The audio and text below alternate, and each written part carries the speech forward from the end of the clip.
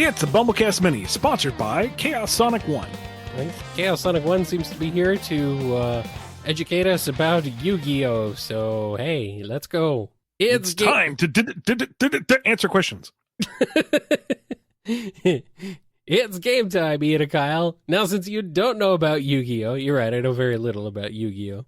It tells the tale of Yugi Muto, a timid young boy who loves all sorts of games but is often bullied around.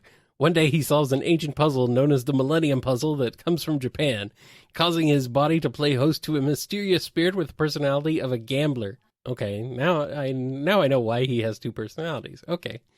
From that moment onwards, whenever Yugi or one of his friends is threatened by those with darkness in their hearts, this other Yugi shows himself and challenges them to a dangerous shadow game, or Yami no game, aka Games of Darkness, which reveal the true nature of someone's heart. The losers of these contests often being subjected to a dark punishment called a penalty game, whether it be cards, dice, or role-playing board games. You will take on challenges from anyone, anywhere. Now, how similar to it is to Nikki is a sweet but weak hedgehog who gets possessed by the mysterious spirit called Shadow in the Shogakukan manga.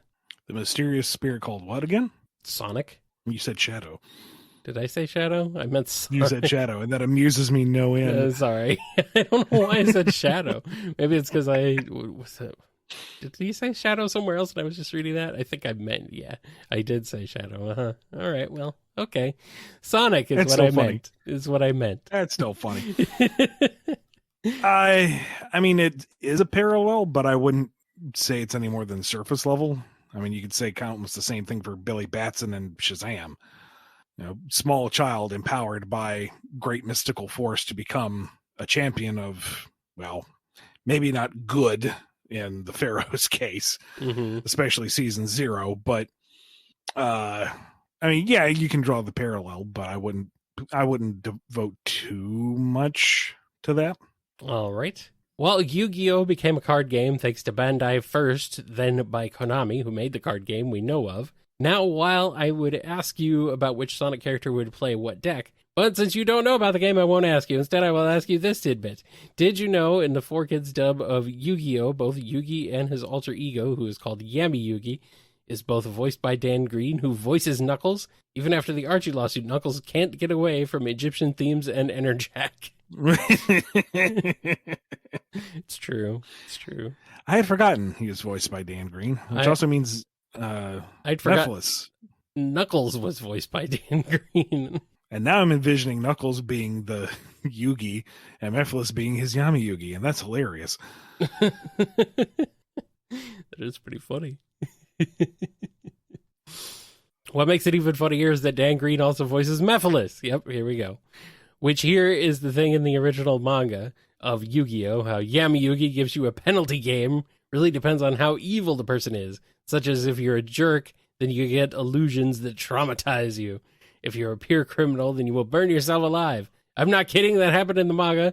I'm not telling you how because I want you to read this and look at how this transition to Yu-Gi-Oh! Duelist that 4Kids dubbed. You can see how fitting Dan Green is for voicing Mephiles, right? Yeah, I can see it. Yeah, that's frightening. It's like a more extreme version of the penance stare, but with also extra steps. Yes. You imagine Ghost Rider just rolling up to you, boom, boom, boom, boom, boom, boom, and then challenges you to a card game. Card games on motorcycles, my friend. As it should be. As it should be.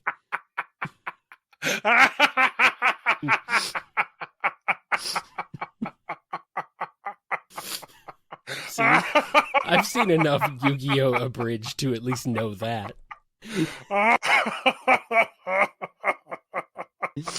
I've broken him, apparently. I mean, I'm not wrong. Oh, God.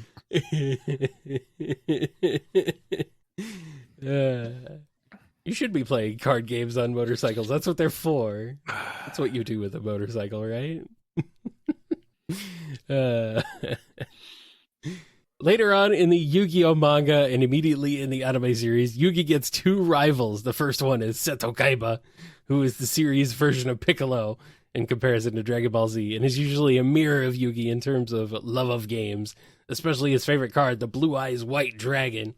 And the other one is Bakura, who, just like Yugi, but has what is known as the Millennium Ring, and just like Yugi, has a spirit that possesses Bakura, but is an evil son of a bee, and is usually the series' longest antagonist. Now, would you compare the rivalry of Yami Yugi and Kaiba to Sonic and Knuckles, and Yami Yugi and Yami Bakura to Sonic and Enerjack, or he as a Nikki Sonic to an anti-version of Nikki who becomes Scourge?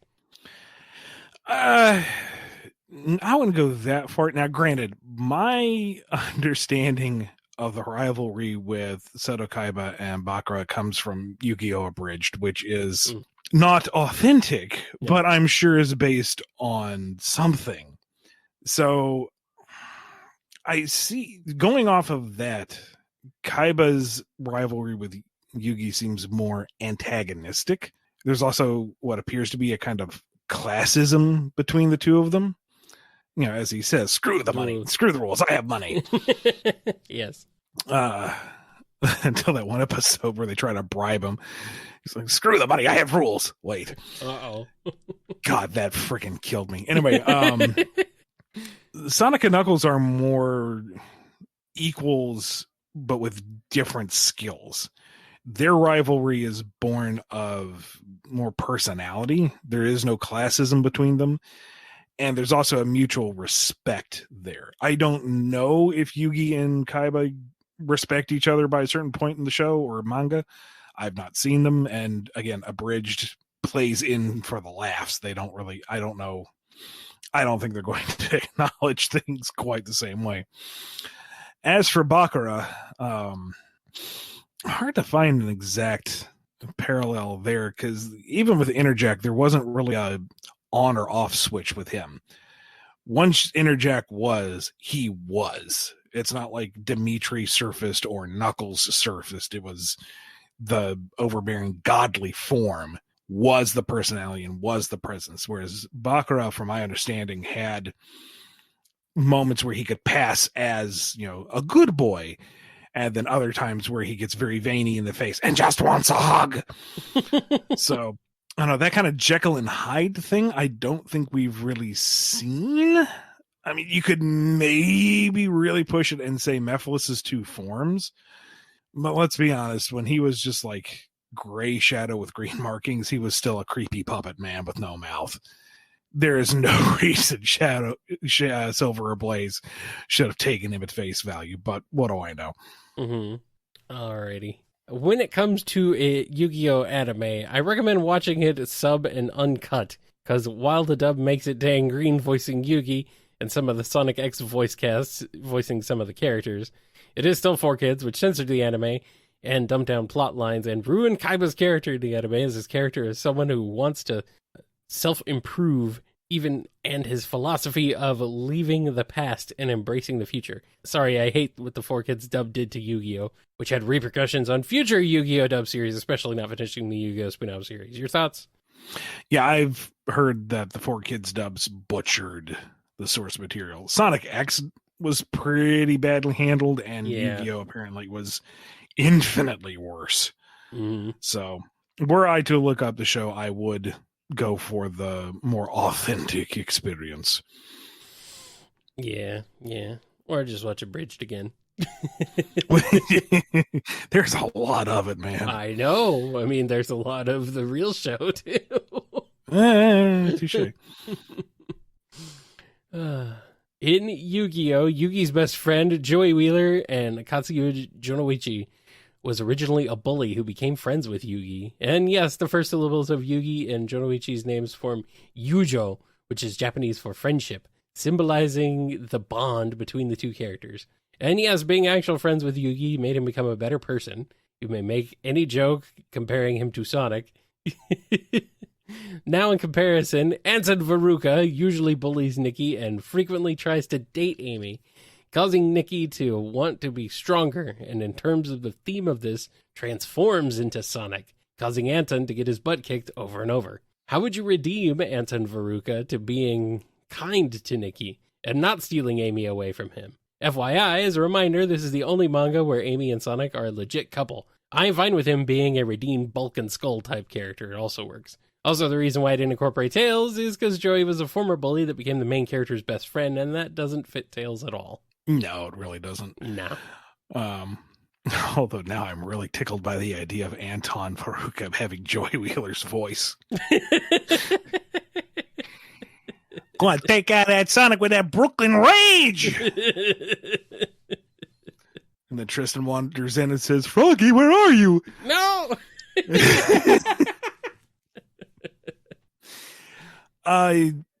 If it were up to me, though, I wouldn't have a redemption arc for Anton. Like, I would love to see the Verucas come back as more or less the Koopalings kind of the classic era. Just jerks. They're just jerks.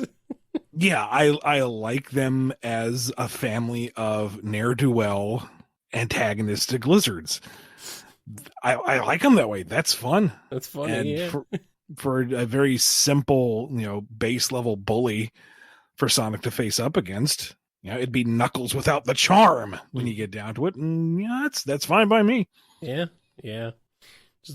Just kind of a jerk, We don't really have, I guess we have Rough and Tumble. They're probably the closest of like characters who are just kind of jerks, but even then, it's someone who's kind of just mean. I don't know.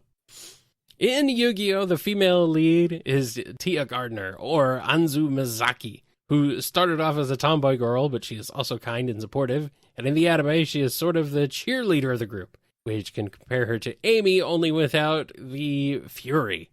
Though she does have more affections to Yugi in comparison to modern Amy, only toned down. Granted, she did have a crush on the spirit of the puzzle, but it was more of a savior crush since he saved her from the criminal that was burned to death, as I mentioned before. Your thoughts? There's some general tropes of here's the token girl character in the party, sure, that you could draw parallels between. Yeah. I'm not going to attempt the abridged voice there because I can't do that falsetto anymore. In Yu-Gi-Oh! For the card game, sometimes, if you look close enough, the card art actually tells a story in the art, which would be interesting if either Sonic or Drogoon, I think is what he meant to say here, tell stories in niche, meaning instead of the normal media ones ideas, means instead of the normal media ones.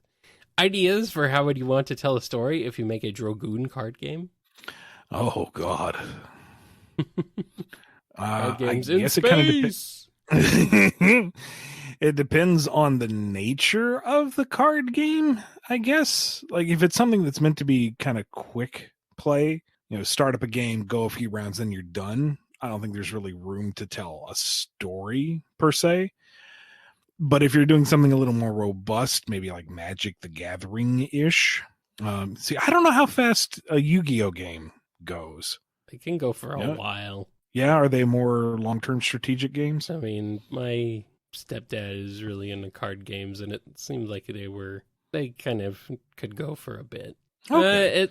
They're not like super long, but there apparently is the ability to do kills in one turn, but. Well, that's if you know what you're doing with your deck. That's kind of like a fool's mate in chess. But yeah, if things fall into place. I think generally it's like, maybe, I don't know, probably the general, like, kid, you can play it at lunchtime or whatever, Yeah, all right. So. In that case, you would have, however the decks or theming is arranged, you could have cards along a certain theme or maybe an expansion pack that's built around a certain idea where you can put things together and tell a story. The primary thing, though, the game would have to come first. You don't want to be sitting there reading lore while you're trying to play the game. That would be distracting. But yeah, it might be fun to have little nuancy things put together. If there's a particular build for a deck where characters in the like little descriptive blurb talks about how they're on a team and that particular team builds a good deck for you to tell that kind of synergy, or if there's a particular deck you could build where the theme around it is discovering a great treasure or a great power and then utilizing it with certain characters and supports. That could be fun.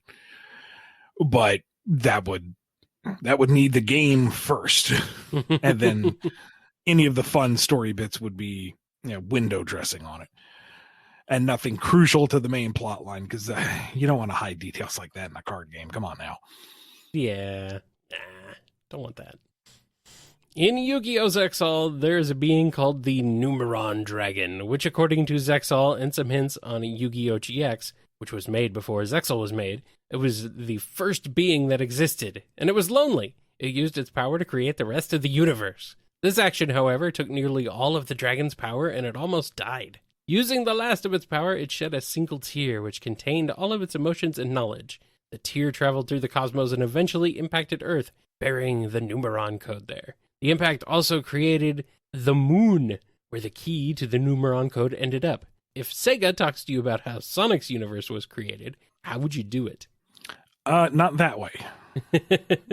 And I would probably advise against it, because I feel like the higher level cosmology stuff doesn't fit. I mean, we've got our Gaias and we've got our Solarises and what's it called?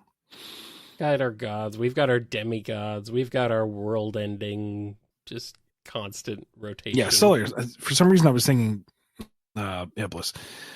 So we got our Gaias, we got our Solarises. We have the end now. They're fine for like your Kirby-esque surprise over-the-top end boss, but for me, Sonic's appeal is more in the down-to-earth adventures. Mm-hmm. Yeah. And, where the grand mysticism is a planet that appears over a lake for a month, or an entire island floating in the sky, powered by a giant mystic gemstone. To me, that's the heights of the mysticism where it feels most natural. When we start getting to the greater cosmology stuff, and this is, again, where older Ian thinks this and younger Ian is losing his absolute mind, going, no! Connect all the dots! Make it all make sense.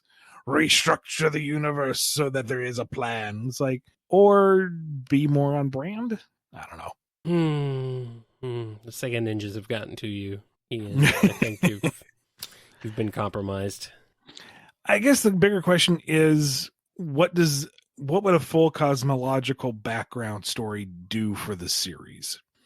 Yeah. What does it bring to Sonic's narrative that makes it more interesting? Right. Yeah, I think there's a lot of hang up on like world building to the extreme. Like, you don't really have to explain every little thing going back to the beginning of time for your story. It's just not necessary. It's interesting. It's interesting, yeah, but it's not necessarily something you need to do to tell your story. The temptation is there to find a common denominator between, beings like the Gaias and Solaris and make it make sense for the universe. Yeah. That would be fun. Don't get me wrong. Yeah. But what does it do for Sonic?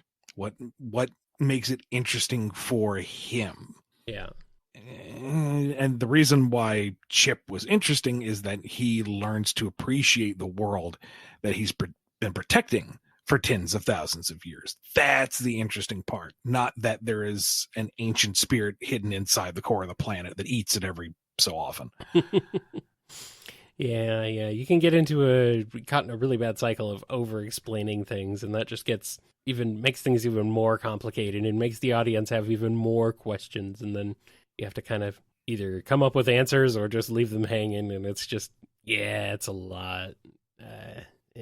It's not necessary.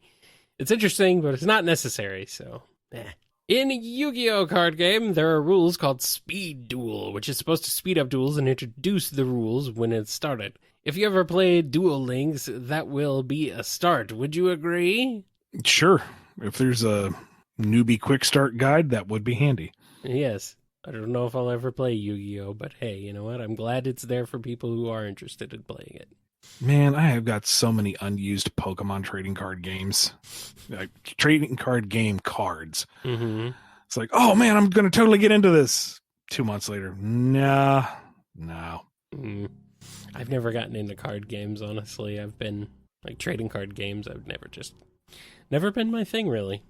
I mean, Genshin Impact just introduced their own internal one. And I'm like, oh, great. This is fun. And I don't have to pay anything for it. I don't have to buy cards. It's all internal. Yeah. Like, it doesn't even fall prey to the gacha. It's all just internal currency that you get through playing the game. It's 100% free. I'm surprised. And, it's fun. And I was really into it for like a couple weeks. And then I got busy. And it's like, oh, wow. Now I have a whole bunch of new characters to duel against. And maybe later. Yeah. It's just trading card games. They're a big time investment for me. I'm like, no. See, I generally like the idea because I like just the collection part. Yeah. Like being a little kobold getting all the shiny things in the cave. And that's like, but it's for a game, so it actually has a purpose now. I'm not just hoarding. These can do things. And then you just get tired of doing the thing, and then you have a bunch of stuff. And yeah. There's some Final Fantasy games that have card games integrated into them, and I never got into those either. I've played a lot of Final Fantasy VIII, and that had a card game, but never could get into it. Then again, I kind of dropped that game about halfway through because I really wasn't into it. I seem to remember Knights of the Old Republic had a really good version of Sabak. Oh, yeah? Like, I seem to remember it was such a fun card game that you kind of forgot the rest of the RPG. Oh, that's kind of cool. All right. Well, now with my Q&A on explaining most of Yu-Gi-Oh! To you is done. Your thoughts on Yu-Gi-Oh! Other than the abridged series? Sorry for the big long questions. I just want to give context since I have a feeling you've never seen Yu-Gi-Oh! Other than abridged. And you are correct. My understanding of abridged of Yu-Gi-Oh! Is the abridged, and whatever ancillary material was out there to kind of explain it, or the occasional joke. So I can't say I understand it any better now. This was kind of like surface level Yu-Gi-Oh! 101. But thank you for that. And sure. Yeah. I have no conclusion to that sentence, just awkward silence. Well, hey, you know what? Ultimately, I hope my feedback to your questions was satisfying. Yes. But that's all I really have. Yes. All right. I think that is where we're going to finish it then. Yep. Thank you to Chaos Sonic 1 for sponsoring this episode. If you want a BumbleKast Mini of your own, head over to patreon.com/BumbleKast, Ko-fi.com/BumbleKast, or become a YouTube member. We'll see you next time. Yes, you will, Yugi boy. Got Pegasus and abridged Pegasus and Starline in the same room. Oh, no. Oh, boy. First hour is just them insulting each other's wardrobe. First hour? Only an hour? Well, eventually it devolves into a card game. I guess that's true. You do have to have a card game at some point, huh?